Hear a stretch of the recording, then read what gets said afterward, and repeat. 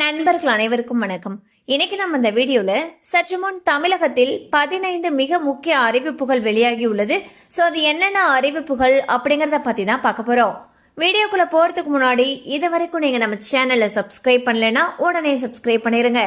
அப்படியே பக்கத்தில் இருக்கக்கூடிய பெல் பட்டனையும் கிளிக் பண்ணிருங்க. அப்பதான் நாங்க போடக்கூடிய அனைத்து பயனுள்ள தகவல்களும் உங்களை கரெக்ட் டைம்க்கு ரீச் ஆகும். இப்ப வாங்க வீடியோக்குள்ள போலாம். 2 வாரங்களில் வெளியிடப்பட உள்ள வெள்ளை அறிக்கையில் மகளிர் உரிமை தொகை 2500 ரூபாய் உள்ளிட்ட அனைத்து கேள்விகளுக்கும் விடை கிடைக்கும் என்று நிதியமைச்சர் மரியா வில்சன் தெரிவித்துள்ளார்.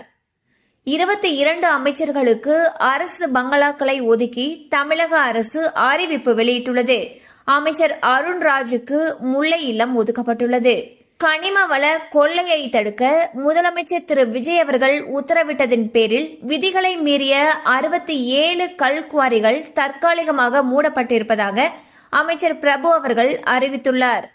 கடந்த 2025-26 நிதியாண்டில் மட்டும் 48,021 கோடி மதிப்பிலான பண மோசடிகள் நடந்திருப்பதாக RBI தெரிவித்துள்ளது.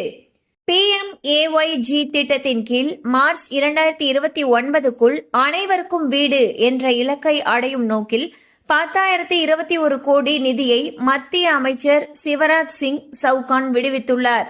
ஊழல் என்பதே இனி நடந்துவிடக்கூடாது என்பதில் தீவிர கண்காணிப்புடன் உள்ளோம் என்று அமைச்சர் திரு செங்கோட்டையன் தெரிவித்துள்ளார். வரும் ஜூலை முதல் வாரத்தில் தாவேக அரசின் முதல் சட்டப்பேரவை கூட்டத்தொடர் கூடும் என்று தகவல் வெளியாகியுள்ளது. அப்பொழுது முதல் பட்ஜெட் தாக்கல் செய்யப்படும். இதில் 110 விதியின் கீழ் முதலமைச்சர் திரு விஜய் அவர்கள் முக்கியமான அறிவிப்புகளை வெளியிடுவார் என்று கூறப்படுகிறது. அனைத்து அரசு ஊழியர்களுக்கும் பயோமெட்ரிக் அல்லது ஃபேஸ் ஐடி வருகை பதிவு கட்டாயம் என்று அரசு அறிவித்துள்ளது. இந்த நடைமுறை ஜூன் 1ஆம் தேதி முதல் அமலுக்கு வரும் என்று சுற்றறிக்கையில் தெரிவிக்கப்பட்டுள்ளது.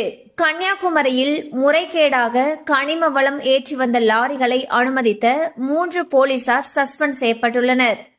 இந்தியா USA வர்த்தக ஒப்பந்த பேச்சுவார்த்தை 99% நிறைவடைந்திருப்பதாக USA தூதர் செர்ஜியோ கோர்ஸ் அறிவித்துள்ளார்.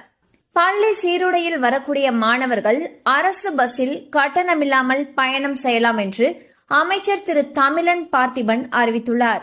இது தொடர்பாக வெளியிட்டிருக்கக்கூடிய அறிக்கையில் இருப்பிடத்திலிருந்து பள்ளி வரை கட்டணமின்றி பயணிக்கலாம், அரசு கல்லூரி மாணவர்கள் அடையாள அட்டையை காண்பித்து பயணிக்கலாம் எனவும் தெரிவித்துள்ளார். சென்னையில் 16 வயது சிறுமியை பாலியல் வன்கொடுமை செய்த வழக்கில் கைதான போலீஸ் ஏட்டு நிரந்தரமாக பணி நீக்கம் செய்யப்பட்டுள்ளார். கண்டிப்பா அந்த அப்டேட் உங்களுக்கு பயனுள்ளதா இருந்திருக்கும் நம்புறோம். மேலும் இது போல அப்டேட்ஸ் உங்களை உடனே ரீச் ஆகணும்னு நினைச்சீங்கன்னா நம்ம சேனலோட தொடர்ந்து இணைந்திருங்கள். தேங்க்யூ ஃபார் வாட்சிங்.